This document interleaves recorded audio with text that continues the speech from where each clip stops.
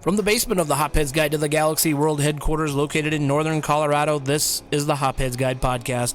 I'm Matt Reber. I'm Brown Jake. If a glass breaks and no one screams, does it mark the passing of GABF?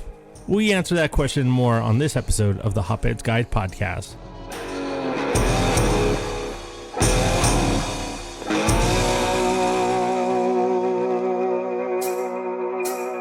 Hey there, Hopheads and Beer Geeks. Welcome to another episode of the Hopheads Guide Podcast, brought to you by Beerds by Nick.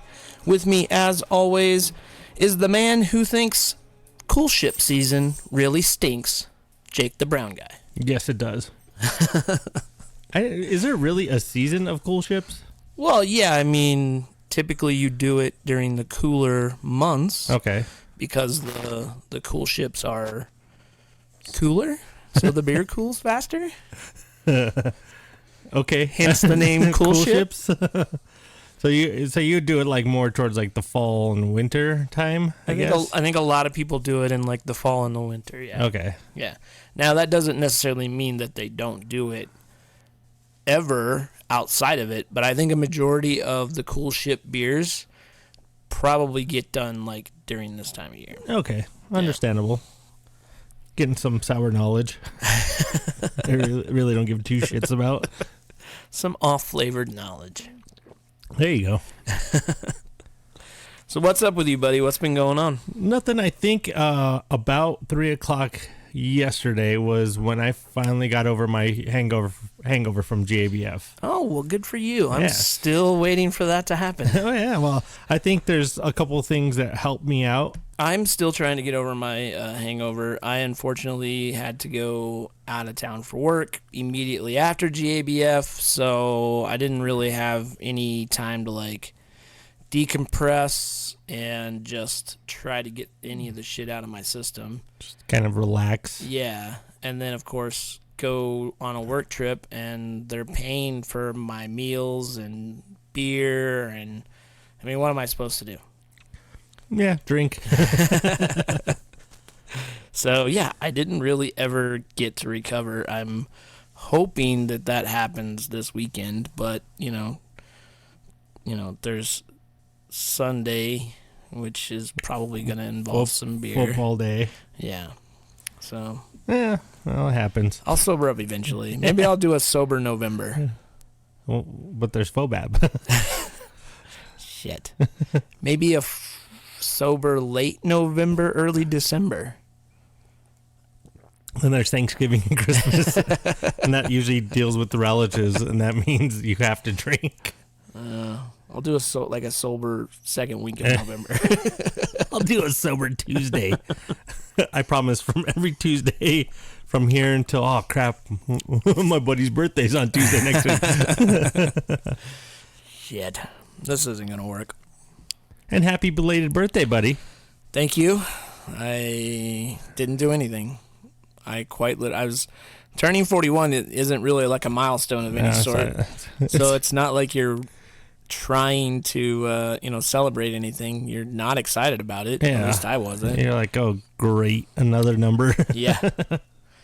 It was just another number. Now, 40 was pretty sweet. I mean, that was a fun time, and it was something to remember, but yeah, like 40 to 50, I'm guessing like every year is just going to be me at home by myself. Yep. Not wanting to see anybody or talk about my birthday. Yep. Yeah. Yeah. Usually when you say, like, someone goes, oh, wasn't your birthday recently? You're like, fuck off. Just one more year to me closely dying now. But let's get into it about the whole reason why we're talking tonight, so fresh off of GABF, is to discuss this 2019 GABF. What'd you think of it? So, like, as a whole? Yeah. As a whole, I think that it's gotten big enough. Yeah. It shouldn't get any bigger. They shouldn't try to sell any more tickets. They, in fact, maybe should scale back on the tickets a little bit again. Like, just a little bit. Maybe Friday or maybe Saturday session, like, really scale it back just to make it special for the members only again. Oh, yeah. Like, make it a privilege for the AHA members Like, hey, we're gonna sell like a quarter less tickets, you know. Yeah, that way, holy crap, though. So there's a chance I could get double peanut butter mina noche? Yeah. Not like, oh, shit, really? Another line? And, you know, it might encourage the sales of tickets on Thursday and Friday. You know, Yeah. Thursday I don't think ever sold out. I think, well, Thursday, and I don't know. I was trying to talk to somebody. Nobody would give me a direct answer. I didn't think Saturday night sold out because this was the least busiest Thursday and Saturday I've ever seen. Thursday was nice, man. I know, it was like it was dead. so nice. There wasn't that many people. It wasn't a complete shit show, and I was able to just like patiently walk through the event, try beers. I think I'd probably drink more beer on Thursday than I did any of the other days, just because I was able to like take my time and walk through the event and actually try the beers and talk to people, as opposed to get in line, get a beer, go get in another line, fight a crowd. Like, it was just Friday I didn't stay very long because, I mean, it was kind of madness and I had other things I wanted to do. Saturday, dude, I was miserable all day. Like, it was just too packed. Yeah. Saturday day was just, I think, I'm with you. I think that to make it a special, because you got rid of the glass. Right. So for people to go Saturday day for the shorter of the 4 sessions, that's supposed to be members only, I would say, yeah, we are going to cut it back by, a quarter of the amount. So you're like, holy crap, they'll be like, I could roam around. Look at all this room for activities. It's because it just felt like the layout of it, I couldn't understand, because there'd be like patches of just like almost island on top of island, and then you go around the island and it's just like open space. Right. And you're like, what the hell? Why are we so much area over here? But I had to like fight through people to go between these 2 islands. Yeah. So the Pacific Northwest was just packed. Oh yeah. On Saturday. Oh yeah. Like, you couldn't even walk through there. It was just you basically like wiggling your way through people just to get by. It was ridiculous. And it was mainly because they had basically all of the Pacific Northwest all crammed onto these 2 islands that were set a different direction than everything else. And so it was like against the flow of traffic. Yeah. It was like going when you go through Meet the Brewer. Yeah. It's like all this stuff going the opposite direction, and it kind of messes with the flow. Yeah. But it's gotten too big, man. I love getting to try all those beers and all those different breweries, but the event to me just isn't as special as it used to be, because there's no way in one night, a 4-hour session, you're going to experience as many new beers as you'd have the opportunity to. Yeah. I really felt like everybody was going to the breweries they recognized. Oh yeah. I think the stop-offs at the other breweries were just, oh, my glass is empty and I still got 2 more islands to go until I get to Founders. So I'm going to refill here real quick and then hop over there. I think that's what a majority of people were doing. And, all the usuals had their line, Three Floyds, Founders, New Holland, Weldworks was bonkers again. Liquid Mechanics. Liquid Mechanics was bonkers again. To see a line, but it happened that I kind of cut through it really quick. I was like, hey, I have to get back to my island and get a beer. And they're like, yeah, here you go. And I was like, sweet, go. I definitely abused my press credentials this year. I went behind the table several times, especially on Saturday, when I just didn't want to fight the mass of people, but I wanted to try a couple breweries. I just was going behind the island and snagging samples and, off the breweries I wanted to, and then, going back out in the crowd. Yeah. Because it was really the only way to, get through in a fairly quick manner and still get to, taste the beer and talk to somebody about the beer. Get get the right beer. I don't know how many times I got poured the beer that I didn't ask for, which was kind of annoying as well. Yeah. Like the volunteers didn't even know what they were pouring, and I'd be like, "Oh, I want that IPA," and then I'd pull it up, and I'd be like, "That doesn't look like an IPA." Get it up to my nose, and it's a sour, or it's a a fruited beer, or whatever. Yeah. Whatever it was rare. Like there was numerous times where it was the wrong beer. So they obviously did not, and that's a whole nother. You get bigger, so the brewers are trying to get it in there Thursday because they get told by the association, get there early so you could train your volunteers on the beer. Well, they have to go through security and shit too. The more breweries you have, guess what? There's going to be a line. Guess what's going to happen? People are going to be late. Yeah. So we had a lot of people like when we got up there to set up the island on Thursday to go through like a dry run, and I went up there. Nico was going through everything, making sure we had ice. He's like, "Okay, this is weird." He's like, we have absolutely no brewers here, and it's almost an hour before the session starts."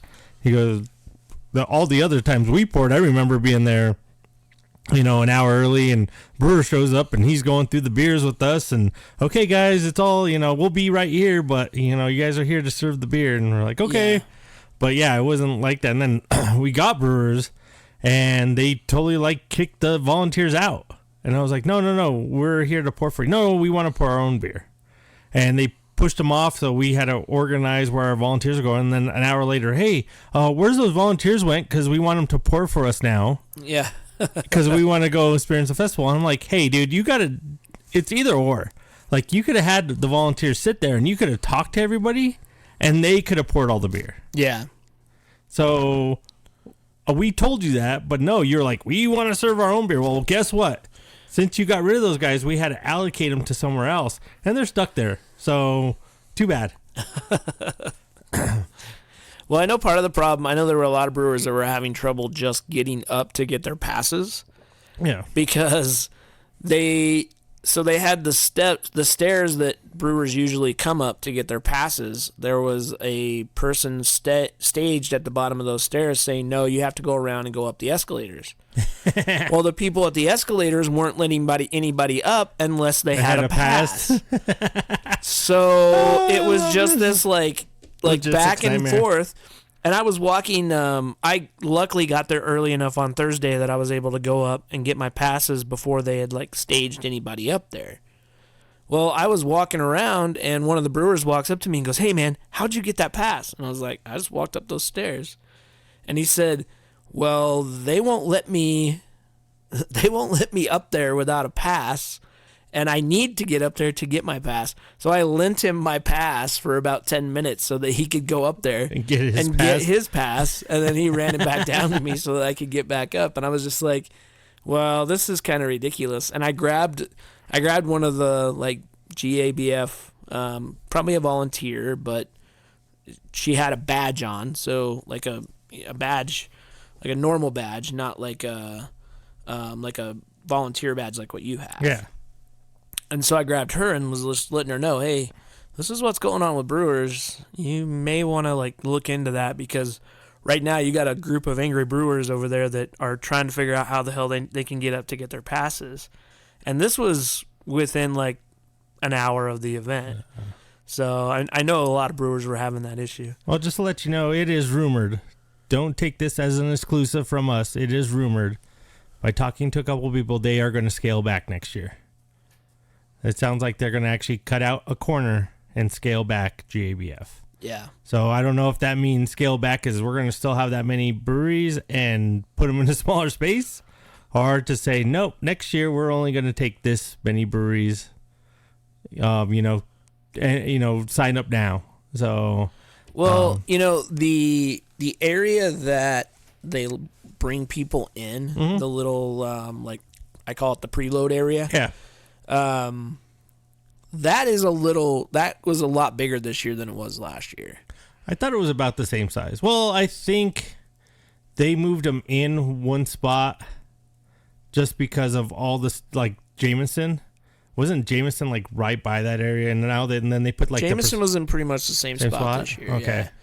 The difference I saw this year was the space, because they have like the first group they lit in and the second group they lit in. Mm-hmm. Well, between those two holding areas was much bigger. Okay. Last year it was room for like 2 people to walk down the middle of it. Oh. This year it was big enough for like 10 or 20 people to walk side by side down the middle of it. So they spread them out a lot more. Not sure why they did that, but I mean, it seemed like it occupied more space, which could have been used a little differently. Yeah. And then during the event, that's just dead space. Yeah, it just seemed like they were expecting more this year than last year, and they didn't. So they spread out some, but didn't spread out. It felt like Meet the Brew area was just congested as all hell. Oh, it was a mess. It was way worse than last year. Yeah. And then you talk about, breweries like Liquid Mechanics.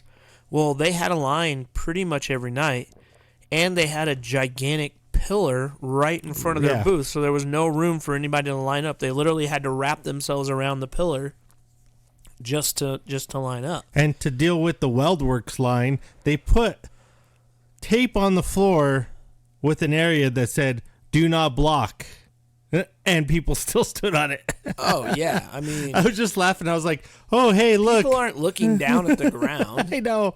But the funny part was I was talking to Arnie at WeldWorks, and he was like, well, we wanted to bring our own little barriers like you see at the airport, but isn't that being like kind of cocky? Like, well, we know we're going to get a line. We're just going to try to make sure it's organized. I would have been like, if I was around you, I'd be like, fuck yeah, they should be doing that. Right? Yeah, because it does 2 things. It gives people a line that they know they're definitively in line. Oh, yeah. And it creates a barrier to keep people from like walking in between the lines or having to walk in between the lines. And honestly, they should post a doorman at the end of that barrier and be like, yeah, the barrier's full right now. Come back. Yeah. Or whatever it is, I mean, You're not on the list. It's 2 in, 2 out. Yeah. Oh, those guys got beers? All right, in. Sorry, you don't have a girl with you. You can't come in. Oh, hey, what's up? Well, what's up, man? Go on. I know him. That'd be hilarious. He comes here all the time. It's like you have the airport line to get your ticket, and then you're traveling with the child line. Yeah. And so they should have did that for like the badge members. So they could have sold like pre-line. Like, you think about if they did that and did the whole we're going to give the money to charity thing. Who happens to be stripping tonight. But at La Boheme. Yeah, at La Boheme. So if you still have that free La Boheme pass that you got after you left GABF. Don't you think how many of those they would sell online if you say, hey, if you bring this ticket to GABF, we will let you cut the line. Right, yeah. And go right up our little side entrance and get the one beer you wanted. Yeah, yeah. I mean, I don't think it's cocky for them to expect that. They need to rethink where they're at. They don't necessarily need to be in Meet the Brewer. Oh, yeah. They can still man their own booth and not be in Meet the Brewer. Probably the money they spent on Meet the Brewer end cap, they could have probably got a whole end cap.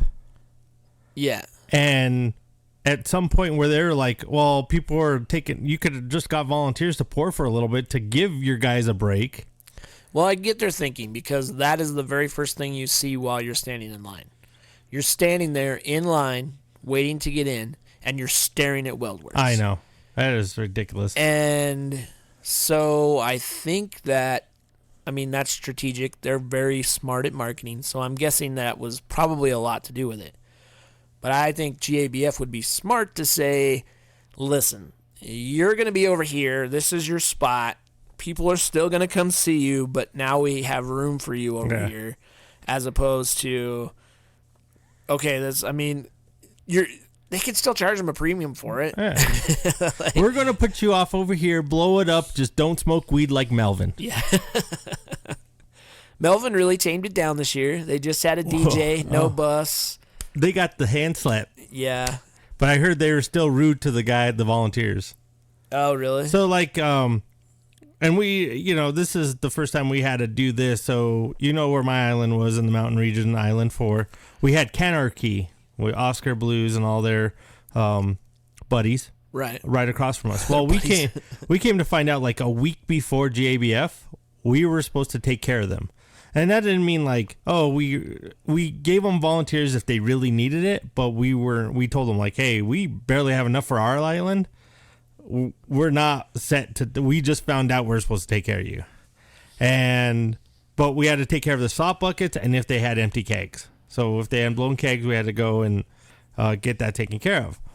Well, the people who got Melvin were the same people who had him last year, who narked on him about the whole school bus incident. So they were dicks to them, like Melvin was to them, and it was like narcs. Yeah, like was like, oh hey, we needed like they need to go back to a regular booth. But of course, the Brewers Association is only worried about one thing, and that's the green dollar bills that they're getting. Yeah, yeah. I mean, listen, I appreciate the Brewers Association, and I appreciate that, please keep giving us press passes, even though I'm saying this, but last year I felt like, it's starting to become a money grab. Oh, yeah. And this year, it really, to me, was like obvious that it was a money grab. Oh, yeah. And I don't know. I just don't. It's not that I don't agree with it, because it's an expensive event to put on, and it does a lot for the Brewers Association, but it just isn't special anymore. Yeah. Like, to me, it's grown to the size that it's like, man, this just isn't. It just doesn't feel the same as it used to. Yeah. I'm the same way. Actually, this was the first year I marked off. Like, I usually went with a list. Like, hey, these are the breweries I want to go to. And this year was the first year I actually got to knock off, I think, all but like 2 off that list. Now, I would tell you what 2, but the apps suck so fucking bad that I can't really tell you. But it was just like, I knew, like, I went back through later on that and every night going, okay, I got this one. I went by West 6 like 80 times. Those guys knew exactly. One time I was walking up and the guy just held the pitcher of snake cake. And I just go, thank you, buddy. I'll see you like an hour. And I walked away. It amazed me they never stopped pouring that beer. I never went by there and they were out of it. And the only reason I kept going back was because that first night we went by, they were like, yeah, we're pouring, like, we've got 2 kegs. We're pouring half tonight, half tomorrow night, half on Saturday, half on Saturday night. And I was like, all right, cool. Like, I'll make sure that I come by and get my percentage of that half. And every single night, I'd go by later that evening, because I would be like on my way over, to see you guys on 4, and I'd swing by there, and sure enough, they'd still be pouring it. So either not that many people were hearing about the snake cake, which I was telling everybody about. I was telling everybody. So, or they just were lying, and they actually had like 4 kegs of it. I thought they had a line at one point, and so I went by and found out it was a line for the brewery next to them, which I couldn't remember who was next to them. And I started walking up, and I'm starting like, wait, I'm going that way. Where you guys going? We're going right here. I'm like, but West 6 is right there. I know, but West 6, have you had snake cake? Come on, let's get out of line. Let's have a snake cake, and then you guys can go back in line. And trust me, you're gonna go back for another snake cake. I think it was one of those hidden gems. We always talk about the hidden gems of GABF. Like this year, it was like I was amazed by how not busy they were. Right. I was waiting. I went back to get 2 more pours Saturday night, and I was like, shit. Hopefully they still have some. And I was like, hope. And it was like an hour before it closed, and they still had some. Well, right next to them, there was this brewery called Twisted Spur. Okay. That had a Mexican lager that was just. Oh, I guess everybody. It was easily the best Mexican lager I've had. Now, I don't think that's what everybody was drinking, But it was the best Mexican lager I ever had because I'd get Snake Cake and then I'd grab their Mexican lager. And it was called Sexy Mexi, which I think is what I'm going to start calling you. Oh, thanks. Instead of Brownie, I'm going to start calling you me Sexy Man. I'll put that on my shirts. No, I totally agree with you there. I mean, yeah, Snake Cake, we've talked about Snake Cake a billion times on this podcast, and everybody knows we love it. But, yeah, just the fact that, and it was so good this year. It was so much better than in the years past. Do you think we were getting? I felt at one point I felt like we were getting robbed when he started going through all the versions that they actually did, like yes, Snakes Ahoy. I think we've had a Snakes Ahoy. I brought a Snakes Ahoy, which was the rum barrel. We? Yes, I've had a Snakes Ahoy. Yeah, but like the coffee one, the vanilla, like he was going through it, and we're like, mother. The guy I traded with never mentioned any of those. Yes, we need to know all the Snake Cake variants. No. Well, I got the card from one of the marketing guys at the brewery, and he was like, "Yeah, dude, I'm all about trading with you, so you just hit me up." And sweet. So I'm gonna email him this week. I was like, "Yeah, I'll give it a week." You know, it's kind of like when you meet a girl and you want to give it a few days before you call her. You don't call her the next day because you're gonna look greedy. He's gonna balance out. Right now, you could probably do like Odell's and some other local stuff for a Snake Cake. But if you called like the day after, it's gonna cost you a mini noche. Listen, man, I'll give up mini noches for Snake Cake. I have for like a Crowler's a Snake Cake for one mini noche, but so I want to grab another beer. You need a beer? Yeah, I do. Well, grab something else, and we'll let the coin of destiny decide. I grabbed a beer that was right next to it. Also, a good choice. So we have two Cerebral beers. We have their Nordic Noir, which is a Baltic porter. This beer actually came out. It came out, I think, towards the end of the spring last year or this year. Okay. It's just been sitting in the fridge. But it's basically like a Baltic porter that they did in Feuders. Oh, okay. Yeah. And then DDH Remote Island is their newest double dry hopped double IPA that came out during GABF. Okay. So we're gonna do Nordic Noir heads and DDH tails. DDH. So going back to my notes, coming from predictions, which I thought they were going to be a lot busier and then started getting busier towards the end, was Turning Point. Yeah, they were dead. Every time I went by, dude, they were dead. Really? Yeah. They actually ran out of some of their beers. Really? Yep. And one time I did go by there and they did have a line. Okay. Well, so I think you were a little right. I was a little right. Like it just depends on what time you went by. I don't think there was the hype. Yeah, I think they didn't have the hype that I thought they would. Yeah. You know, like the Great Notion hype of 3 years ago. You know. Right. Which Great Notion was very disappointing this year. Oh yeah, it was. They did not bring anything special at all. Oh yeah. Like it was 2 milkshake IPAs, a sour, and I don't even remember what the third one or the fourth one was. The funny part was they were pouring double stack at the heavy metal booth that nobody knew about.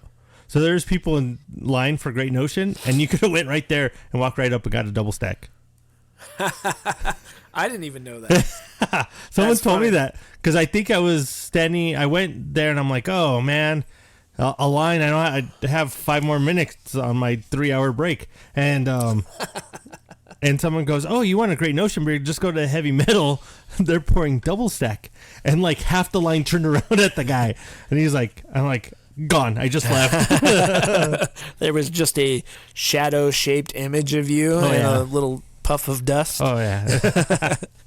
Cartoon style.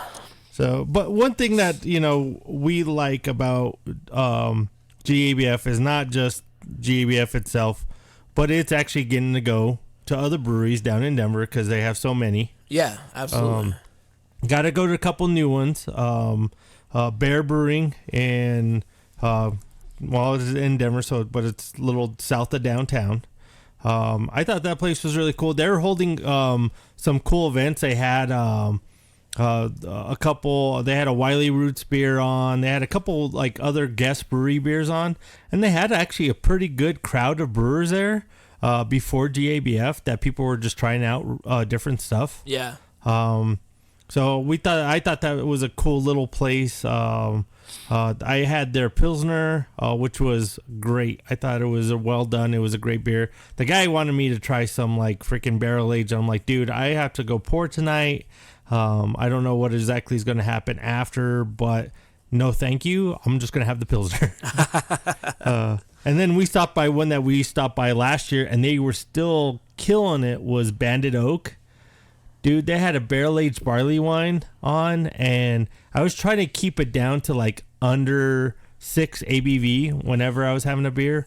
That one was like a 12.2, so I only had a sample. But that barley wine was hands down fucking phenomenal. It was one of those, like, I was like, God damn it, man. If a crowler of it wasn't so goddamn expensive, I'd go back the next day and buy one. But, same spot. And then we went to Lowdown Kitchen. And they were having a Three Floyds tap takeover, but they still had some of their beers on. I got to have a Pilsner there. And Nico had his first zombie dust. So, really? Yeah, he was loving it. He was like, oh, my God, this is so good. But what was awesome about Lowdown was they were playing 90s hip-hop when we were there. And we were just sitting there. We had food. We were drinking beers, and we almost didn't want to leave just because it was such a good location and good vibe. Before we had to get on our last lift ride down to downtown. But those are 3 that we hit up on Thursday. We walked around quite a bit Thursday evening. That was a nice. I thought that was like the best night to go because it was dead. It was like seriously crickets, and you could get around and try beers and check stuff out. And I thought Jameson really killed it, but at some point, man, like every time I went walking with guests into there, it was freaking jam packed. Jameson was jam packed every time I went in there. It was busy. The only time it wasn't jam packed was Thursday night when you and I went in there early. Yeah. And we didn't stay in there long enough. Yeah, we had like 2 beers, and like we're like, okay, yeah, it's the same as last year. Cigar City, Revolution. Yeah. All right, I'm done. So we went in there towards the end of Saturday afternoon, and that's kind of where we finished the afternoon, which was a great way to finish it because it was just like one really good beer after another. Yeah. Plus, apparently, they didn't get the memo of what time it actually ended because they were still like, they were still pouring beer like crazy after last call. Oh, fucking, they were cranarchy, man. So we have as volunteers, we have strict rules. We're not really strict like hand slap rules, but we are told to tell our volunteers that 10 minutes till, or 15 minutes till the end of it is last call, and then last part's 10 minutes till. Well, Friday night we had last call, and we were told no, people were not serving. They would just turn around, and Oscar Blues and all their Canarchy people are just pouring beers like crazy. And I was like, holy shit. And of course, at one point, this one girl just like sits down on the ground. She's done. Like, she just like, and like her boyfriend is just like, oh crap, I knew I should bring you to a beer festival. But I thought I thought they did a really good job. I thought they could, that if they do that many breweries, they just need to make it a little bit bigger. It seemed like you did not know what line you were in for a beer for. And it almost seemed like you'd go up and be like, oh wait, I wanted to go that guy. Where's the line for that one? Oh, it's back there. So. Well, so here's another piece of that I found interesting, discussing with a couple brewers and some people who were attending. There were actually a lot of people that have been upset the last couple years that Jameson was even allowed to be there. Oh, really? Because Jameson is owned by a large company, multi-billion-dollar corporation. Oh, yeah. And yet they were allowed to be there when the Anheuser-Busch's and the Coors and other breweries weren't allowed to be there. Mm-hmm. Now, all of the arguments to that I thought were a little, I thought they were a little out there, kind of a stretch, simply for the fact that you're talking about a big company that makes whiskey that happened to do this huge collaboration with all these breweries. Yeah. And added 8 breweries to the collaboration this year. So I don't know. I'm not buying the argument. I just thought it was interesting that I heard that conversation from more than one person while I was at the event. Oh, really? And, some of the people that I was talking to that were arguing that actually kind of surprised me because they were so upset by it that they weren't going to go over there. Yeah. And I was like, well, you're going to miss out on some really good beers. Good. More beer for me. And once again, the Irish Coffee Stout surprised me this year. Not a coffee fan, but I actually didn't hate it this year. Last year, I didn't hate it. So, It took you like 3 or 4 ounces to really oh, man, I'm not really hating this. No, Let me have some more. I only had a sip. I didn't even drink like the whole 1 ounce. I was just like, yep, that's got a lot of coffee in it. It does taste like an Irish coffee. And I pretty much immediately poured it out and grabbed the next thing right next to it. The one thing that was disappointing as a hophead is the fact that none of the IPAs were very good. Yeah. All of the stouts most of the stouts were awesome. None of the IPAs were all that good. Which last year there was at least 2 that were excellent. But this year they all went they all had green pepper. Yeah. Every single one of them was like green pepper bomb. And I wasn't liking it. Not at all. But all in all, I think the Jameson event was cool. They had a Cooper again this year that was doing demonstrations, which honestly, I went there Thursday when he was doing it, or no, Friday when he was doing it, and I stood there for about 10 minutes, and nobody was actually paying attention to him. He's doing his thing. He's basically making a barrel from scratch. And nobody was really paying attention to him. We went back over there Saturday. Yeah. We swung by there Saturday early in the day. And it you could tell that there were a few AHA homebrewer guys that were there because they were just locked in on him. Yeah. Every word out of his mouth was just the most amazing thing they've ever heard. And I just thought it was interesting, the difference between Friday night and Saturday, to see that nobody was really paying attention to him, and he was loud. They had all the music off, and he was the only thing you could hear. Oh, really? But then Saturday, everybody was locked in and just listening, hanging on every word. How do I build a barrel? Well, you don't, you jackass. You're not going to stand here drunk watching a Cooper and be able to build a barrel when you go home. I could do that. I could totally do that. I have an oak tree in my backyard. Let's build us some barrels, honey.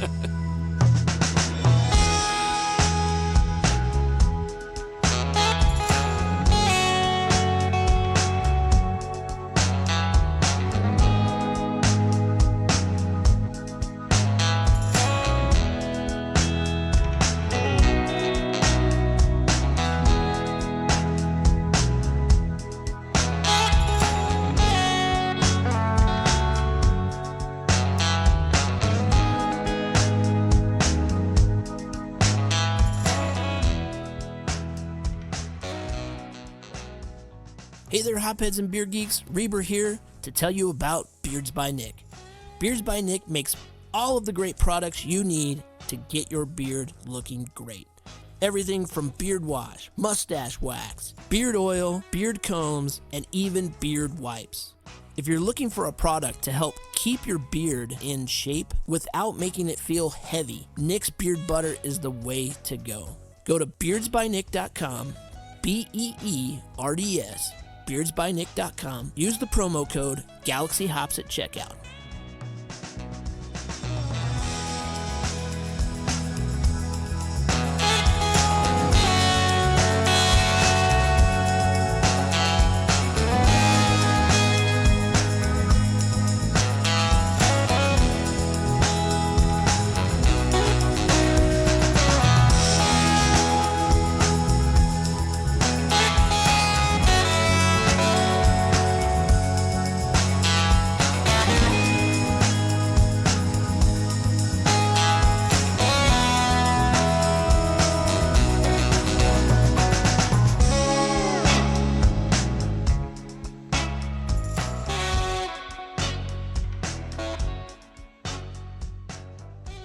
You know, you were talking about the breweries that you went to beforehand. I finally got to go to Liberati, which I've been wanting to go to forever. Liberati is a wine-based or a grape-based beer. Okay.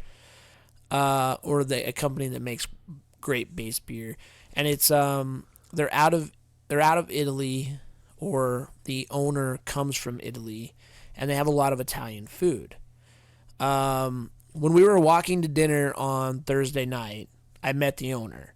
Oh, okay. And he was like, "You got to come by. You got to at least try it." And I told him, "Yeah, you know, I've been wanting to come by just to see what this is all about." Now, I'm going to use the how to pronounce because I still can't remember how to exactly pronounce this. Welcome to my world. But so it's Eno beers. Eno beers. So like I don't have Uno beers. I have Eno you beers. have Eno beers. So it's spelled OEENO. Eno beers. Eno beers. Yeah. And sorry, not EE. OENO. OENO. Okay. Yeah, Eno beers. And so they're wine-based beers, basically. Okay. So they use... It's basically like as close to wine as you can get without it calling it wine, because it's just enough under the certain percentage of grapes that it needs to be to be called wine. And then they use typically yeast that you would use to brew beer with. Okay. You would hate it because pretty much everything is tart, sour, or close to it. However, they did have a couple of Eno hazy IPAs that they had made. Really? That were very interesting. So it was basically like a hazy IPA. Yeah. But purple. Purple drink. Yeah. I like me some purple drink. Yeah. But they are probably one of the most unique breweries in the nation right now. I'm just going to put it out there.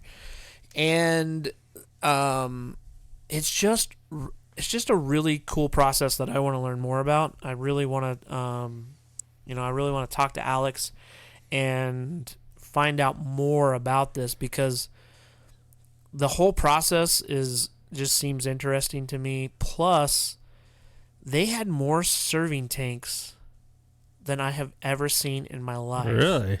They don't serve out of kegs. They serve out of serving tanks. So they go like to the finishing tank, and then that's it.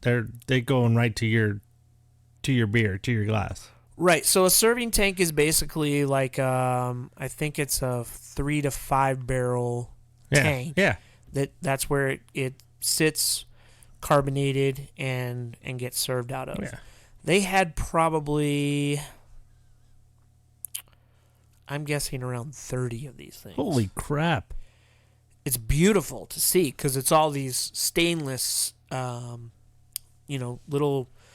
spherical serving tanks just along behind the bar, all piped in, to the taps. So it's beautiful to look at. But at the same time, you're sitting there and you're just like, wow, that's a very unique way to serve your beer because it's, it's very limited, like packaging and oxygen possibilities. Yeah. I mean, it's like it goes from the bright tank to the serving tank, gets carbonated, and out to the customer. Yeah, that's sweet. I mean, that's how some smaller breweries, if they were doing it right, that's how they did. Because they're like, 100% of our sales are going to be in our brewery. So why don't we just put a serving tank here and have all our beers come out of this one tank, and we don't have to worry about kegs or anything else like that. That's awesome. Talking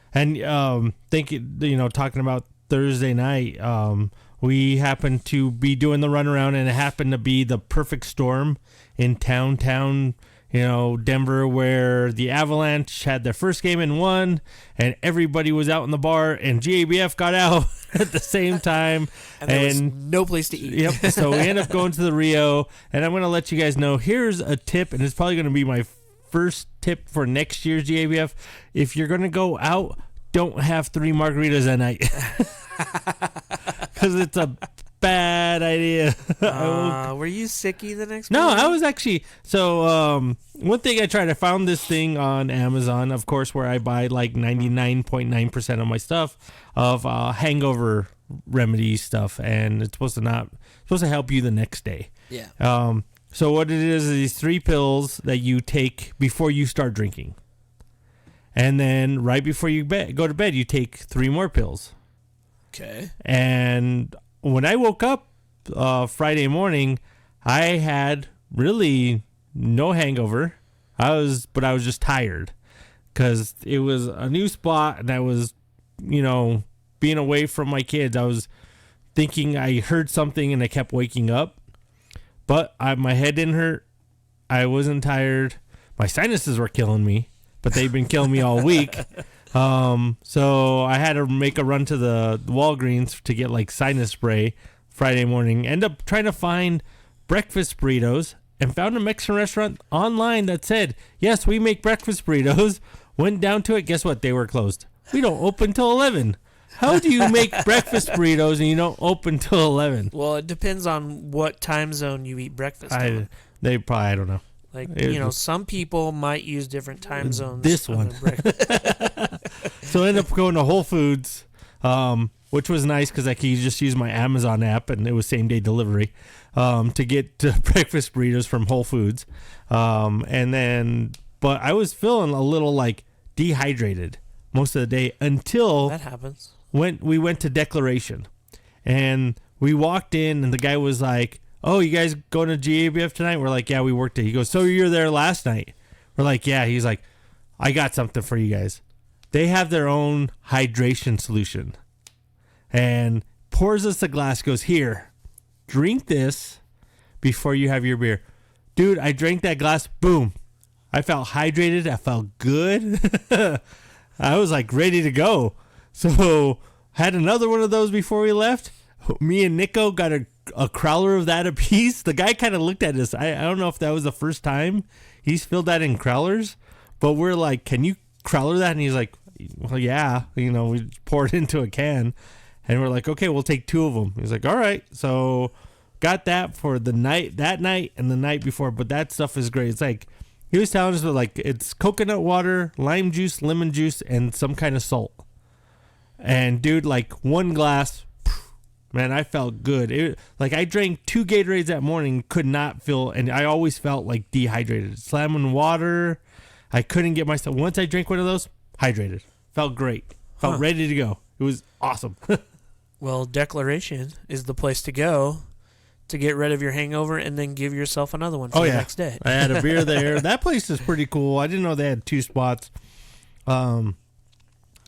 We went there, and then we went to, we met my buddy Jake there, the original White Jake from Pueblo that we never called him White Jake. Oh, the original Jake. He'd be the original. He's the original Jake. The OJ. Yeah.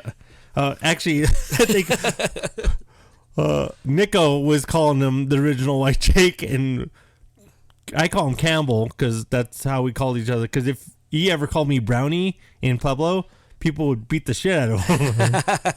So that's why it was always our last name. So I just called him Campbell, but he was calling him the original White Jake. That's great. I love that. So we end up, he met us there, and then we went to Grandma's house. And if Grandma's house's beers were a little bit better, like I've had their barrel-aged barley wine from them, which was great.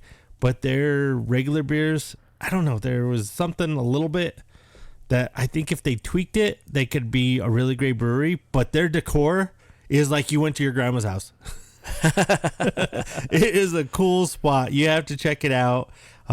Big ass fucking TV, like the box TV with like the 13-inch TV in it. Nice. With Donkey Kong playing on it. Nice. Hooked up to like an Atari 1300 that fucking doesn't work. But like all the decor around it, like every single McDonald's glass. Remember you could go to McDonald's and collect glasses with a Happy Meal? Yeah. Yeah. Yeah. Every single like fucking cabinets full of them everywhere. And that's how he got served in. Was like a fucking old McDonald's glass. Mine was like WWE wrestling, had fucking Hulk Hogan on it. It was awesome. So kind of like someplace else, but on crack. Oh yeah. Like, but instead of like the pint glasses, it was like the regular like fucking like Sean's house. Yeah, Sean's house. Yes, I was like, when do we get to Sean's? Sean is now grandpa. Yep. I mean grandma. And grandpa. But with on Friday night, I end up hanging out with them most of the time on at GABF. We went walking around. It's funny going around. This was my friend from high school, Jake and Ziggy, their first GABF.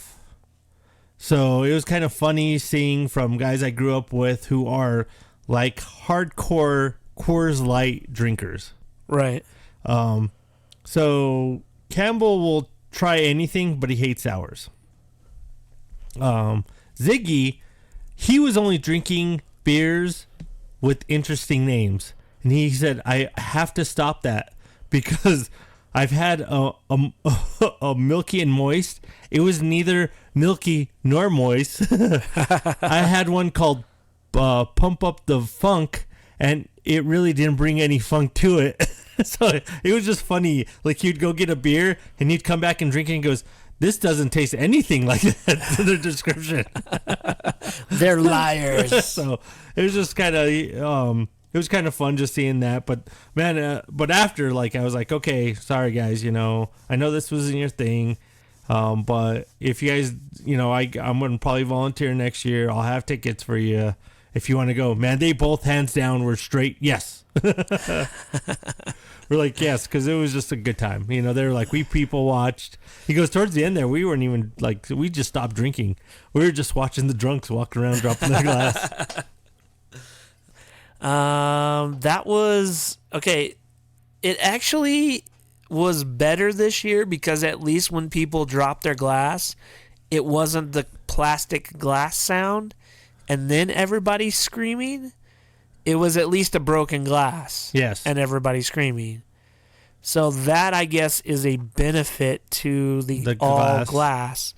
Now, with that said, they had a team of people. Oh, yeah. Whose only job was to wait till they heard that glass break and then, like, seek it out. And it was amazing to watch those guys because they'd hear a glass and they'd just come out of nowhere and you'd see them scoping it out. Where's it at? Where's that glass? And then boom, boom, boom, sweeping it up real quick and then disappearing. I don't know where they came from. Dude, I don't know where they went. So I cleaned up, and we were told as volunteers to help out with that. So I cleaned up 6 glasses Saturday night. 6. Saturday night.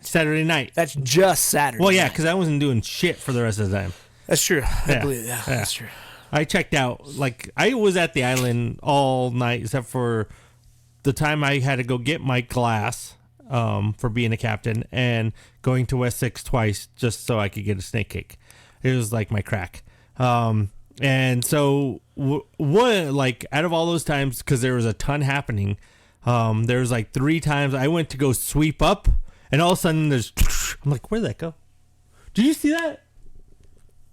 And it was gone. Like they just came and just like one little Mexican lady just like under everybody's legs just went and cleaned up glasses. It was freaking crazy. So like, but I was not a fan of the glasses. I really like, even if they decide to do it, I am going to push against it. I think I understand where they did it from. Plastic is, we're getting to the point it's non-recyclable. Right. Plastics just go in landfills. They're trying to be, landfill free as much as they can. Yeah. And glass is more recyclable than plastic. Slightly. Yeah. But I understand why they made the move. They even told us why they made the move. I don't care. It is, for me, I would look at a different alternative to like freaking aluminum, and they could say, well, we don't know if you overpour. Who gives a shit? I got overpoured numerous Breweries times. are overpouring all the goddamn time. You know what people do with overpour beers? They happen to stop and talk a little longer than the 1 ounce you fucking give them beforehand. Right. Yeah. You ever go to a beer festival where it's just like unlimited samples, but they give you a full glass? What do? You sit and you chat. You sit and you chat. Yeah. Guess what they're not doing? Fucking having 1 ounce of 30% beer. Yeah, I mean, you're right there. I've never understood the overpouring thing because essentially everybody's going to have just as much beer. If anything, I think they drink faster. Because it is 1 ounce. Because it's basically a half a shot of beer. And you just see people go gulp. Yep. Next person, gulp. I think if you actually filled the glass, it would, like you say, slow people down. People would stop and chat. Now, here's the thing. Beers are going to go a lot faster. Oh, yeah. Rare beers are going to go even faster, but maybe that's where it's up to the brewer. Like, hey, we really want everybody to have an opportunity to taste this, so we're only giving you 1 ounce at a time. But maybe don't enforce it so harshly so that if there's a brewery that's like, hey, man, we got plenty of this left. It's going back to the Brewers Association anyway. Let's fill this fucker up. I got it. Yeah. See, and I think there's one avenue they haven't explored. It's starting to become a small, it's getting out there, is the aluminum cup. Yeah. Ball has made and it looks like a solo cup a little bit, but it's an aluminum cup. Why couldn't they work with them? Make a 5 ounce aluminum cup, and right at that first bend of that cup, work with them. That's 1 ounce. Because if you anybody played ever beer pong in their whole entire life, you know how to stop the beer right at that first little line. Yeah. Because that's the main rule. How much beer do I put to that line? Oh, you can look in. These glasses were so tough to look at in that 1 ounce line. You had to pretty much go level to pour their beer, which made it even like everybody was probably overpouring because you were looking at an angle going, where's that line? Oh, there it is. Or you're underpouring. So just do aluminum and then tell the brewers like, hey man, if you have a 5% lager or pills or anything under like 7%, fuck it, fill the glass. Fill that fucker up. If it's like a 9 and under, try to do halfway. If it's over 10, try to get the 1 ounce. Try. Yeah. But you're 15 and over Be fucking people responsible. or 13 and over people, you better have that fucking ounce in there. Yeah. That's what you tell them. And I think that's what you're going to have is people standing away from the booth, talking and drinking on their beer. Not, what's the next one? Where's the next one? Yeah. Where's the next one? Yeah. Or drinking their ounce, turning around, grabbing another ounce. Yep. I mean, I did that numerous times. I mean, there were a couple beers that I really enjoyed, and I'd get my ounce, gulp. Ooh, that was really good. I'm gonna get one more of those. Yeah. Gulp. Yeah, that was really good. I'll get one more of that. So I had essentially 3 ounces. It was just a gulp at a time. Yeah. And it was more work for me because I had to keep going back after it. Yeah. So, But but as a taster, if you're going around trying different beer, you could tell them before they put it in your aluminum cup, hey, I just want a little bit. Oh, hey, can I get a little bit of that? yeah, just a splash. Oh, okay, here you go. Oh, that is pretty good. Fill me up. Yeah. Oh, it is. Yep, it's 6.8. Yeah, I had to agree with that. I definitely have to agree with that. But that'd probably be too work because it's, they have that thing down like it is a well-run machine. Like they should, like Brewers Association should open like a hospital or something because they could probably get people just flying through there. Yeah. Listen, man, I did not hear a single complaint about it taking too long to get in. Yeah, that's. I heard a lot of people like we flew in here. Yeah, I mean they got that down. They weren't. But how many years did it take them to get that done? Yeah. I mean, so and it's they definitely have got certain things down to a science, but there are a lot of things that they just need to like get dialed in still, I think, or at least not change every year. Like give it a couple years to let people get used to it and decide whether or not it works or not. Going back to regions didn't bother me this year really because they at least had them marked well this year. Mm-hmm. And they had at least a little map on there so you knew what was going to be in that region. Yeah. You could look at the map and go, okay, this is Pacific Northwest. This is going to have Oregon, Washington, Idaho, and have these states. But then you were like, then there was California, which was just by itself. Yeah, it's just west. Yeah. And then there was Midwest, and then there was the what was like the Northeast. Yeah. And the Northeast had Illinois in it for some reason. Yeah. Like it was just somehow it was a little silly, but at least you could look up at the little map and go, oh, okay, all right, I got Illinois right there. My buddy, it was his first time going. He thought, what they should do is set him up like the United States, the map of the United States of America.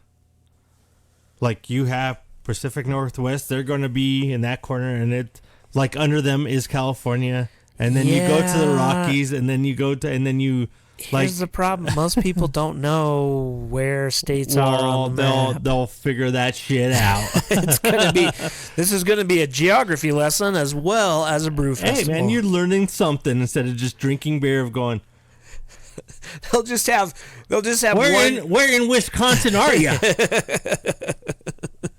Why are you putting up your... I'm right there, bro. Is this a high five, or are you asking me legitimately? I remember when we poured for him, and the guy did that. Where are you? And I'm like, Colorado. And he's like, no, it's shaped like a hand. I was like, I don't fucking know that. I'm not from Wisconsin. And then, they could just be like, really test people and just put states that border Canada. And people will be like, oh, shit, what states border Canada? Wyoming? Does Wyoming border Canada? Yeah, because it's north of us, and Canada's north of us, right? It goes Colorado, Wyoming, Canada. Puerto Rico? Is Puerto Rico in there? Is Puerto Rico a state still? I think it would actually be kind of cool. It'd get people fucked up. Yeah. Well, you're telling me Great Ocean is in Oregon? In Portland, Oregon. Huh. Is that a new state? Not Portland, Maine. Is that the 52nd state of the union? I thought they were Portland, Maine this whole time. There's a whole nother Portland. Yes, I know that. Yeah, I think that I think that there, like we said, there's a little bit that still needs to be figured out. The biggest thing that bugged me this year, however, was the food trucks. The food trucks were ridiculously expensive this year. Yeah.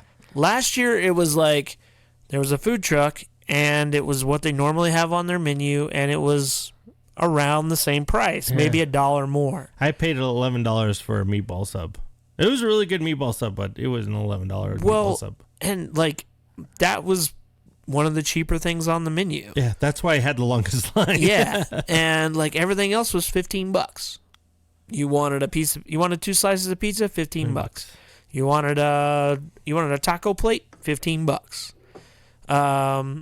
So it was, that to me was a little ridiculous. Now, granted, I love the fact that they spread them out this year. Yeah. They weren't all in the same place, They had a lot of food trucks. And there were more of them, yes. There were definitely more of them and more selection. There were still 3 taco trucks. Yeah. But it wasn't 3 taco trucks, 3 barbecue trucks, and a random, like, bowl place. Yeah. Whatever, rice bowl place. There was at least a little bit of a mix, which was cool. So. Yeah, but they were, like, I was like, man, that meatball sub, I walked by it the first day, and I'm like, I'm going to have to give me one of those. So I strolled over there Friday night, got me a meatball sub. She told me the price, and I said, what the fuck is it made out of gold? Don't ever tell anybody that. They don't like you when you say that. So you got spit in your meatball sub? I probably did. Luckily, when they call my name, I got the one before mine. And I was like, oh, shit, I grabbed the wrong one. Hey, Jerry, there's yours. You're Jake this time. And they went, wait, no. Sorry, Jerry. Yeah, and on my way back, West 6. Thank you, guys. Sit down, ate my lunch. So it was, yeah, I did. I'm with you. I believe the sit and sip is still the most hidden gem fucking thing. Yeah, that was pretty cool. That was definitely they had a lot more different speakers. People talking about how to send a beer back at a bar. Yeah. I didn't sit through that one, but I thought I still think with the beers, because you could sit there, you could have a beer and listen to the guy talk about the beer. Yeah. And talk about just life or how the brewery got started or whatever subject's going on. I think that is probably one of the coolest things ever. Everybody said that Paired was all right. It was a little down from last year, but yeah, I kind of heard that it wasn't as good as last year. Yeah. All right, Coin of Destiny. You've let's see if the Coin of Destiny is hazy IPA bias. For being a black project Coin of Destiny. This is Unsung Brewing Company's Nebuloid IPA series, Soul Queen, a hazy double IPA. Explores the hazy outer reaches of the IPA universe, seeking out heavy hop flavor in astronomical proportions. Yeah, this is very appropriate for the Hopheads Guide to the Galaxy. Yeah, huh? You should just naturally go that way. So, Nordic Noir is still on the table. Soul Queen. So, Soul Queen's tails, Nordic Noir's heads. Ooh. Oh, man. It is IPA biased. The Coin of Destiny. I'll let you crack that open. So talking about the sit and sip. The sit and sip this year I thought was awesome. I missed out on Garrett Oliver's chat, which was my own fault. I got distracted over on the other side of the building, and by the time I got back over there, I'd already completely missed out on it. But I did catch Josh Knowles. And he was on my list, and I forgot about his and caught the very end of it. So Josh Knoll was the author of Craft Beer and Selling Out. Barrel-aged stout. Barrel-aged beer. Barrel-aged stout and selling out. Yeah, barrel-aged stout and selling out. It's basically the story of Goose Island and their acquisition from AB InBev. Excellent book if you haven't read it already or listened to it. That's perfectly acceptable as well. Yeah, because I've listened to it twice. That's why I was hoping to meet him, because last year during GABF, guess what I did? I listened to his book. Well, I sat there and I listened to it, and I was honestly a little shocked by what he had to say, considering that he was invited by the Brewers Association. Oh, yeah. Just the fact that he basically his entire conversation and his entire presentation was that it doesn't really matter where your beer comes from. All that matters is that it's quality beer, you like it, and that you support the brewers that you love. Yeah. And the fact that he was invited by the Brewers Association, sat there and said that in front of a lot of bigwigs for the Brewers Association. I mean, some of the most popular names that you see within the Brewers Association were there listening to his speech, and he just straight up said it. He was like, it doesn't really matter where your beer comes from. All that really matters is that that you're supporting the breweries that you love, and that you drink the beers that you like. Now, with that, he also talked quite a bit about Chicago breweries and what's going on in Chicago, which I thought was really cool too, because it gave me some ideas of breweries that I would love to go to if I get to go to FOBAB. Oh yeah, which I hope I do. There's a major list of stuff I want to go hit up, or I've been to, I want to go back to. But yeah, that was one, like, I got there like right to the end. I'm like, oh shit. Like, I had my buddies from high school were there Friday night, and I totally spaced out. We're just having a good time talking, just chit-chatting about beer. So it was kind of one of those things like that. And that's what happened there. I remember, like, I'd go and just start walking. Like, when we went Thursday night, I remember we were just having a couple beers, and it seemed like we didn't really drink that much, but it was like 2 hours later. Yeah. And I was like, holy shit, okay, I got to get back to my island. And that's when I noticed Garrett Oliver was talking. And I was like, I don't really have to get back to my island. So I watched the end of his, went back to my island, checked in, and said, hey, I'm going to be right over here if you guys need anything. I could see you guys from here. What would you really need? You're grown-ass adults. So I went and I watched... they don't listen to the podcast, so you're preaching to the choir, man. So... I watched, Oddside. The guy from Oddside went and I watched his. He did a really great job. He's a distributor for our side. Happens his name was Jake, which I thought was pretty cool. So he just talked about distributing beer and the beer culture in his area. And Oddside really, like, they try to make odd beers. Like, it's just something, they will mix different stuff around. And right. They had a coffee blonde that was really good. It didn't have, like, it almost reminded me of the coffee Kolsch that we had at Bangor. Yeah. But it had a little bit more coffee that I think you wouldn't like it. Over the top. Yep. Just a small amount. I think it was not way over the top, but I think it would hit your, like, pinnacle point of, you're like, this is good, but I'm not going to have another glass. But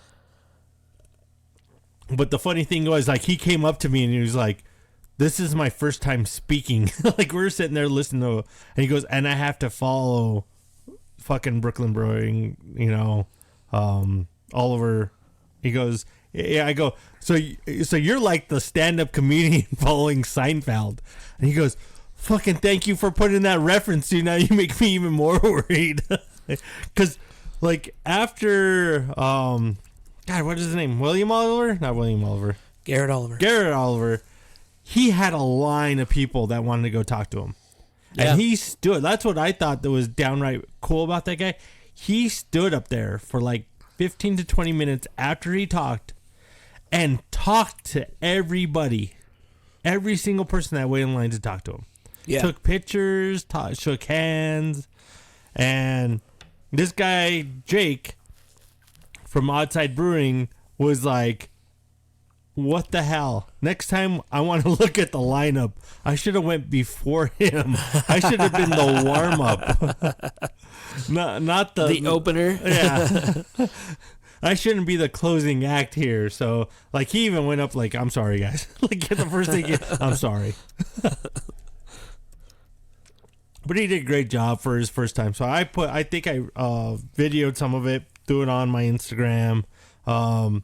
And then, yeah, I kept trying to push that out there because I think every year people just miss on this little opportunity to take a break. Take a break from standing, having a beer, to go sit down and have a beer. Right. But, yeah. They do a really great job of getting people that know, like, if you want to get some kind of education about the beer there, sit and sips are the way to go. I never went about the craftbeer.com area. That actually looked pretty cool because I think to deal with the crowd, they gave everybody headphones so they could actually hear the presentators. Yeah, so I went and listened to part of a presentation about barrel aging beers and part of a presentation about dry hopping, and I loved the fact that they gave you the headphones basically. They're basically like the silent disco headphones. Yeah. They're just the Bluetooth headphones. But last year they had built like this giant wall around it, and I mean, it was isolated. You were in there by yourself, but you still couldn't really hear certain speakers.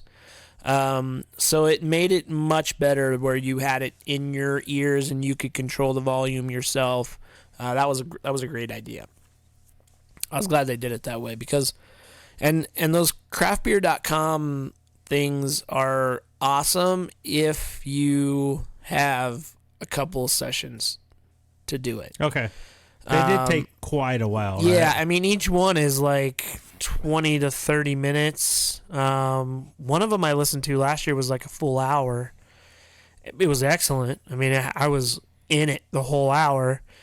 But it does take some time. But you're sampling beers the whole time you're there. Typically, you're sampling beers from that brewery or from the brewery or from other breweries that, you know, that person is like giving you representations of what they're talking about. So you're still sampling beers, you're just not necessarily sampling event beers. Same thing with the sit and sip. You're still sampling beers while you're sitting there and talking. In fact, you're drinking beers sometimes faster. Like Josh Knowles, man, he was going through beers like I mean, I think he brought 5. Yeah. And he's got 20 minutes to get through these 5 beers or 30 minutes to get through these 5 beers. So you're still sampling beers and you're still trying things, sometimes things that aren't available elsewhere. We told you about that with the one that was 2 years ago. That was Weldworks. Yeah. That was the Juicy Bits, and then it was the peach. But that was the actual original sit and sip. Yeah, that was the original. Not the campfire chat. Yeah, not the campfire chat. Yeah, they had the sit and sip and the campfire chats in separate places that year, and that was kind of cool too because you had 2 different places to go. Yeah, so I thought it was a good time. I liked it because it was right by where I was serving beer at, so I could just go and sit down, relax. They raffled off mugs. You got a signed copy of the book, so which was really cool. Which I'm thinking about giving away, or I'm thinking about keeping for myself. I still just fucking keep it for myself. I had my book. Like that was the one thing I was gonna do was I was gonna throw it in my bag. I was gonna have it in my bag, man. In my bag, and nobody knows I have a bag. But inside joke. And I was gonna take it with me to have him signed Friday night. And I totally spaced it out. Like it was like one of the most upsetting things. But dude, if we are able to talk to him, if you go out to Chicago, we're able to talk to him. I could take it out there and maybe get another one signed and we'll auction one off. I did get his email address. Josh gave me his email address and I talked to him a little bit about being on the podcast. So at the very least, I hope that he's able to be on the podcast, but I'm sure he's going to be at FOBAB. He's pretty well known. Well, if you don't know, that's where the story starts. He was at FOBAB and that's how everything comes together, which if you're a craft beer lover, this is it is one of those books you have to read. It really is. Everybody will tell, if you want to get into brewing, you got to read, the brewery's Bible or this book.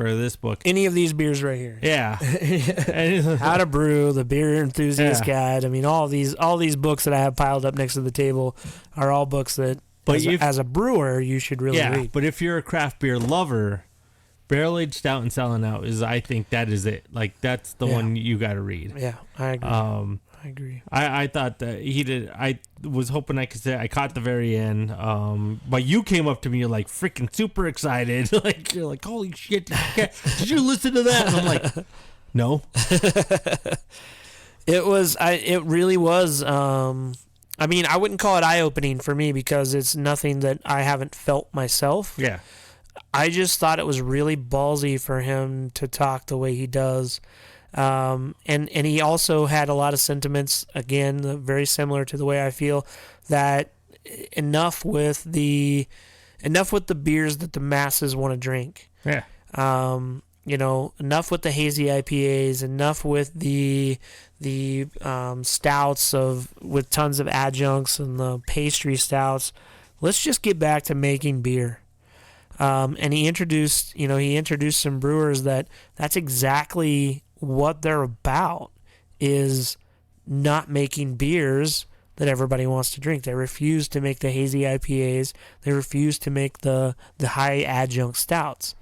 And I while he's sitting there saying all this stuff, I'm just like, yeah, man.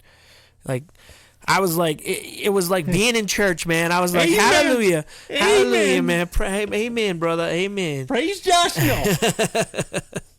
So I really want to get him on the show. I want to have this conversation with him. So what do you think about this beer, this Soul Queen? It's pretty good. It's I don't know. Like, for me, it doesn't feel like it. Didn't call it another triple IPA? Yeah, so it's an imperial double New England. So it's got that kind of funky, not quite dank aroma. Yeah. Honestly, really Honestly, the aroma like reminds me of kind of like just the early dank double IPAs, Mm-hmm. It might be a little bit oxidized. Might be just a bit. But it's not too bad. It's not a bad beer. Yeah. I was really excited about it when I got it. But I got it through Tavour, and IPAs through Tavour, you just never know what you're gonna get. It's a crapshoot. It is a crapshoot, and honestly, I mean, like, this may not be Unsung Brewing's fault. Maybe the shipping process, going back and forth, just isn't good. I just got back into Tavour.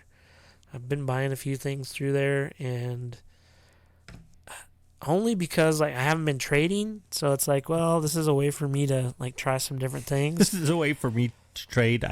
They send me beer, I send them money. Yeah, I just need to get back to trading because, it just seems like so far what I've been getting from Tavour just hasn't blown me away. Well, I'm going to let the guy know in Kentucky that I have a Mini Noche Premier waiting for him once he gets enough snake cakes loaded up. All right, so before we wrap this up, let's chat about best beers.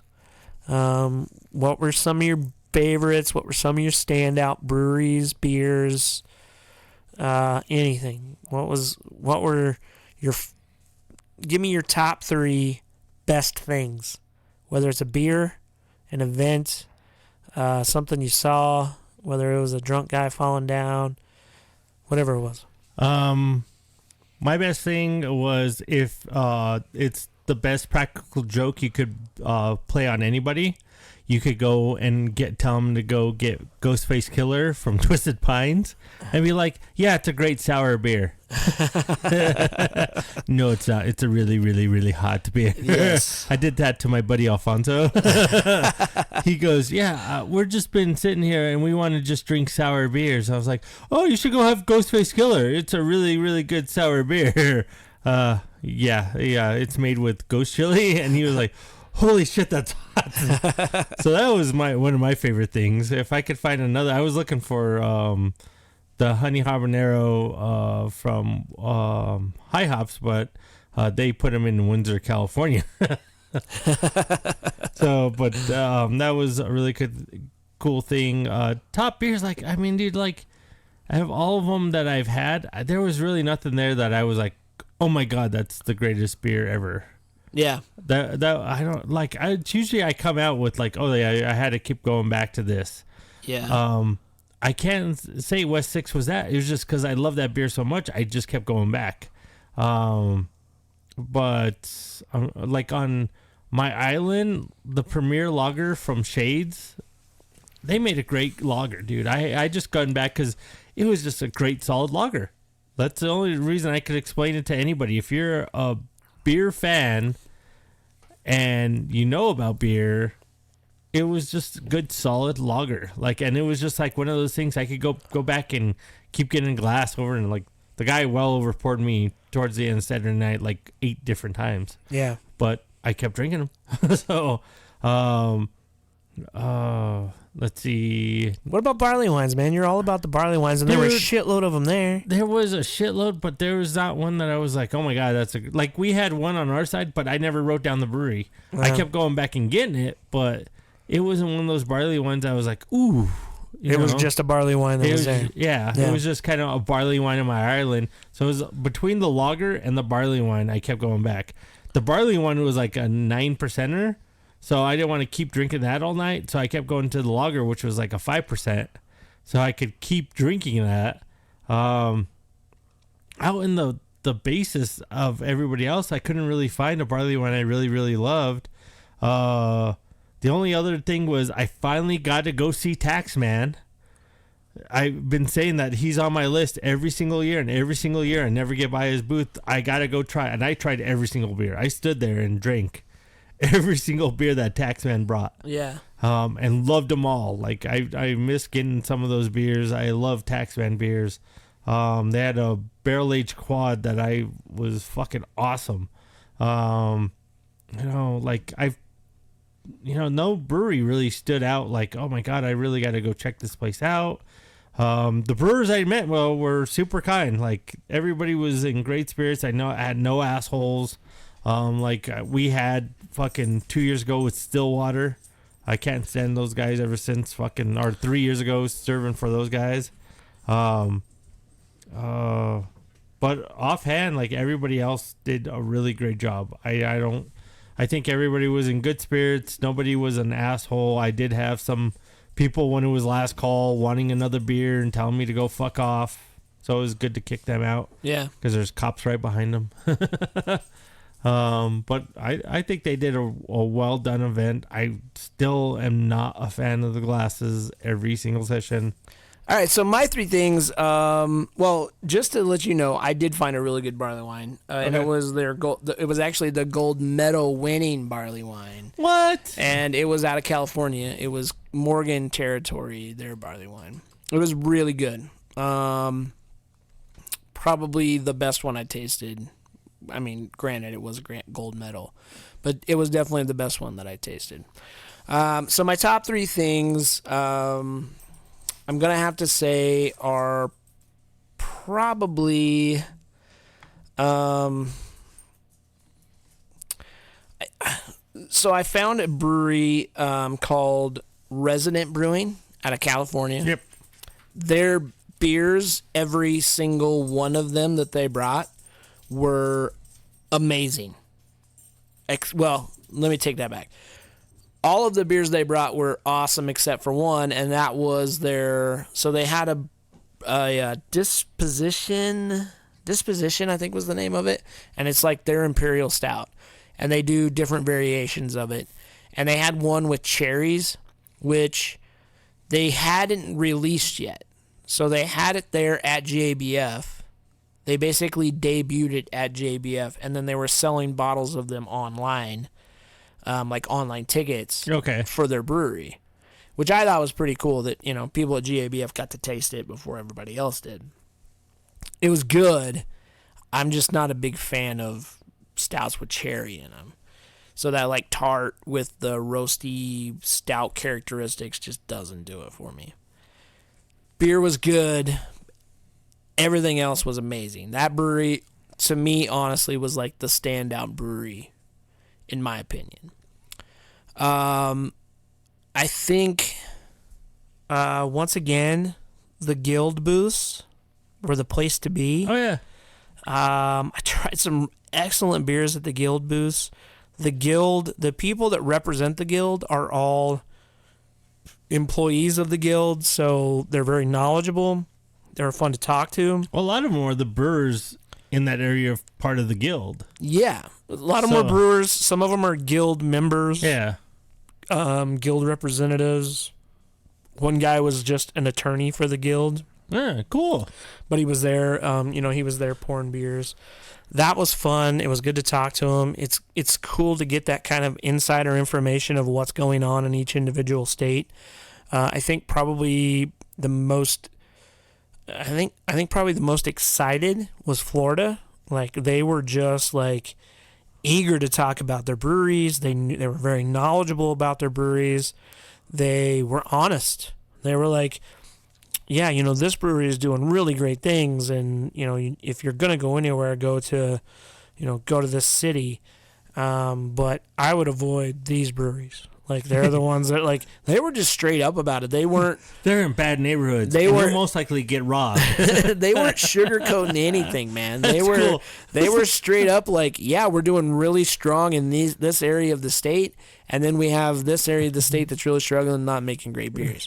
And I thought that was really refreshing and eye-opening to have a representative of the guild, somebody who's representing breweries, to just be honest and be like, hey, listen, these are the breweries that are killing it, and these are the breweries that, they need some improvement. And honestly, in my opinion, that's what a guild should be doing. A guild should be supporting the breweries that have good reputations, but at the same time, they should be going to the breweries that are struggling and saying, hey, listen, these are the issues that you're having. How can we help you? Yeah. Like, we need, and talking to the representatives from Florida, that's exactly the way they approach it is, listen, let's get you in connection with this brewery because they're doing it right. Yeah. Like, they're just open and honest about it. This brewer's going to come, he's going to just look at your system. Yeah. And he's going to let you know, like, hey, if I was brewing on this is what I might do. Yeah. I would get a new system. Yeah. That's what I would do. I'd brew better beer. I won't have my cousin just pouring shit into the tank. So, I mean, that was really refreshing. That was definitely in the top three for me. Top free? Top free. One free uno. And then, I think outside of that, it's going to be going to Suds and Stogies again this year. Suds and Stogies last year was awesome.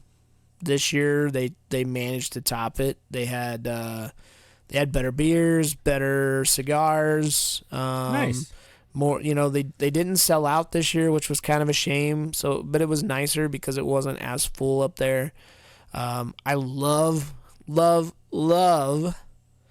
being on the rooftops in Denver and having people just absolutely repulsed that you're smoking a cigar up there.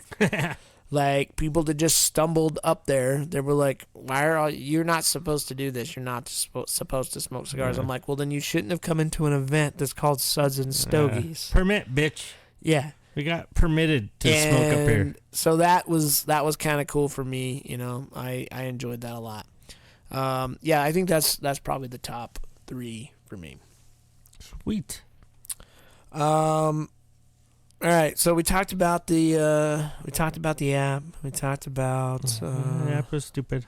The app was bad. It was God. I've had so many people like I seriously ran into Adam, the guy that we work with, and he was like, "Dude, I brought my list, and this has saved my life." I was like, "You didn't get a book?" He's like, "Where do you get a book from?" Yeah. They still have the books still going. The books were definitely handy. Oh yeah. The app worked really well when it worked. Oh yeah. If you were lucky enough to get in that area where you had a signal, the app worked really well. Now, as soon as you left that little cube where you had perfect signal, your signal would drop to you're talking 0. About like a 2x2 cube. Yeah, and you'd have 10 people crammed in that cube. As soon as you walked out of that, app didn't work. And I get it. I understand why they did it, because they're trying to collect data. Yeah. And that was the cheapest, most effective way for them to collect data, was to make it a web app. However, the purpose of an app isn't necessarily only to collect data. It's supposed to support your event. Yeah. And last year, when you could download the app, download all the information, and still use the app, was great. Now, I don't really give a shit if I can look at 3 years ago's information and have that to look at. of like, oh yeah, remember GABF 3 years ago? There was this brewery. You could have still downloaded the information. You had ways of downloading like a CSV file and getting that information. You could have it on a spreadsheet later. But like now you have to log into Facebook and do all this other stuff in order to keep it. And I don't know, man. It just didn't make sense to me. They had to know that it wasn't going to work in there. Now, granted, they had cell phone boosters all over that fucking place, but there was a lot of dead spots where you just couldn't get shit. Yeah, I wasn't a fan of it. I'm with you. I think they, for being probably a multi-million-dollar fucking association, they not putting money where they need to be. Yeah. You know, I understand. Oh, yeah, we're helping the brewers out, but yeah, you're just helping them by charging them more to be at your festival. But yeah, I think they need to just kind of take a step back and relook at that. I think there is people that have probably been doing this for a really long time, and that is perfectly fine, but they need to bring some new blood in and just kind of revamp everything that's going on over there. Yeah. They need like a focus group. Yes. That's what they really need. Because, dude, like, I know it was amazing. Like, Saturday night was not the drunk Torgo party that you would think it would be. I think if you went around and talked to some brewers, they're going to be like, yeah, it was kind of, you missed out on the frat boy party. Like Saturday night was actually acceptable? Jesus Christ. It was like dead. I stayed on the island the whole time except for like, I told you, like, I left 3 or 4 different times, and it was really not that bad. Like, I was waiting for somebody to break a glass and shank another guy. That's all I was waiting for. Damn it never happened. And it never happened. And I was like, holy shit. But I got to give word up to Emmanuel. He was on our pre-GABF. He had his booth, and he ran out of beer. He did a really good job. Coco Man. Yeah, Coco Man ran out, man. Yeah, I tried to go. And he was amazed. He was thinking about bringing more in, but he said, you know what? We're just going to say if you want some, come by the brewery. That's the way to which do is a smart way to go because he was local. And so I have to give a word up to Manuel. We ran into him a couple times, him and Erica. Peabody was good, are great. I was hoping they would have won something, but hey, got to give up to Comrade Brewing, medium-sized brewery of the year. Representing local Colorado. There's a lot of local GABF. We had it was kind of funny. On one side of our island, we had like 8 medal winners. We had 40 total in the state, which is pretty sweet. Yeah. On the other side, we had none. And it was like, what? That's kind of weird. Like, well, you had a little bit of Wyoming in there too. Actually, you had actually like one whole side that was a lot Wyoming. Yeah. They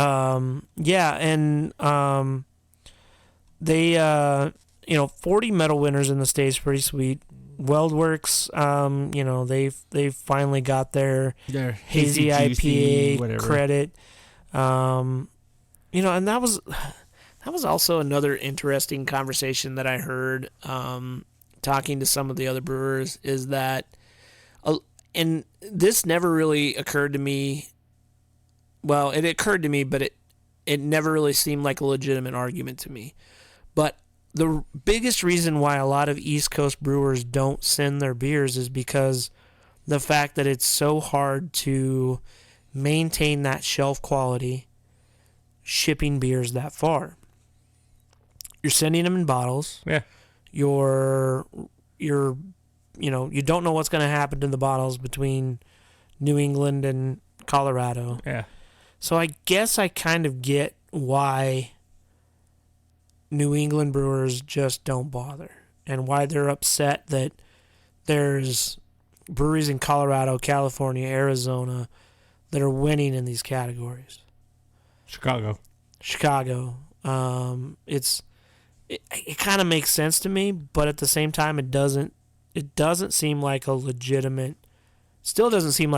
argument. Yeah. Because there are so many ways. I mean, if you really want to get recognized on that stage, there's ways to do it. Oh, yeah. And still have your beer maintain its integrity in the time.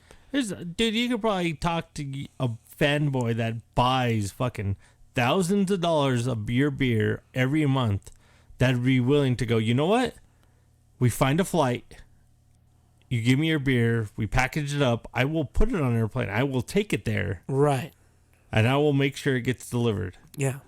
And you trust me, there's enough of those fanboys out that for Treehouse, for all those that would fucking do that. Yeah. Easily, hands down. Give me a 4-pack. Yeah. I'll spend my own money to go out there. I'll fly I'll fucking just buy it. Give me the 4-pack. Especially to bring it to Colorado. Yeah.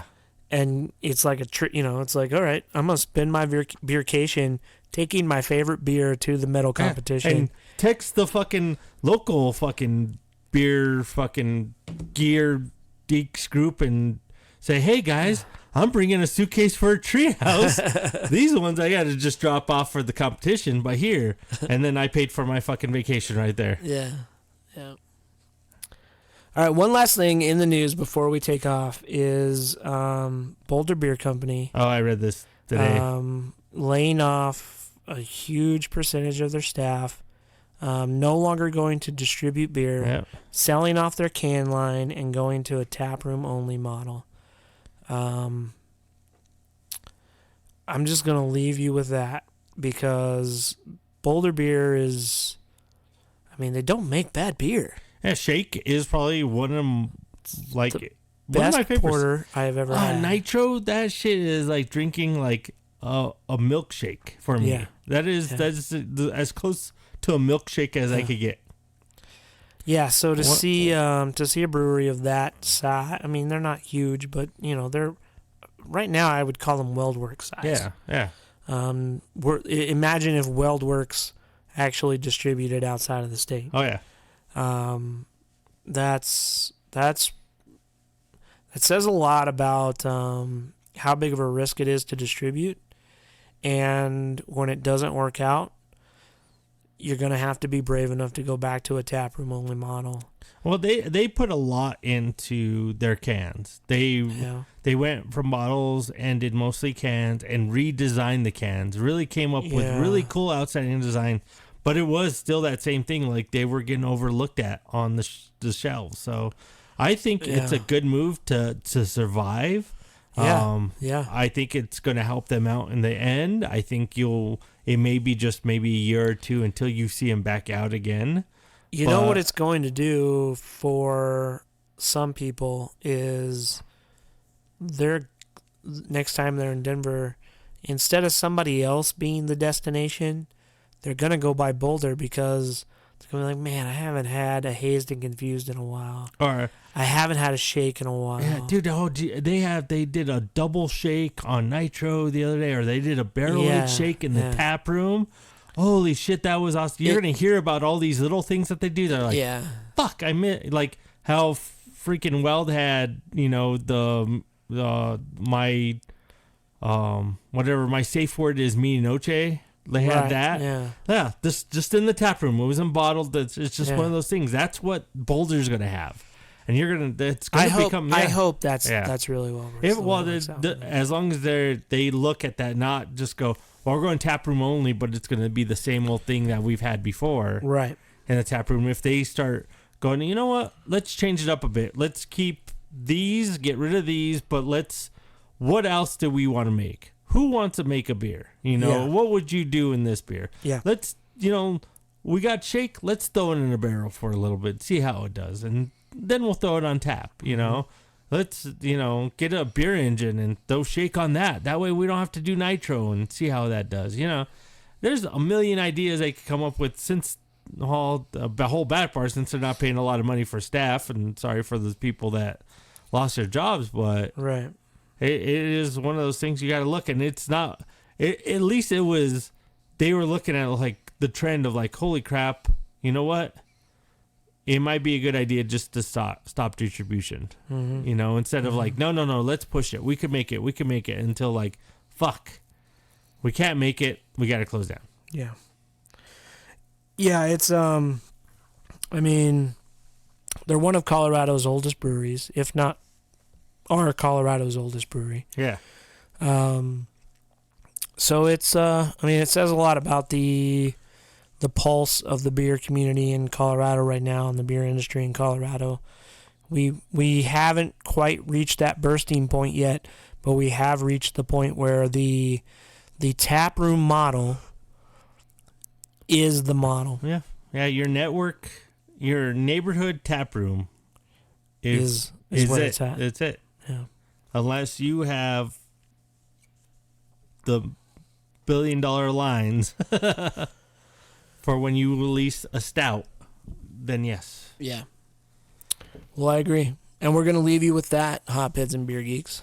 So finishing up here like we regularly do, come on, visit the website, thehopheadsguide.com, podcast page, the Hopheads Guide, / the Hopheads Guide, the Hopheads, sorry.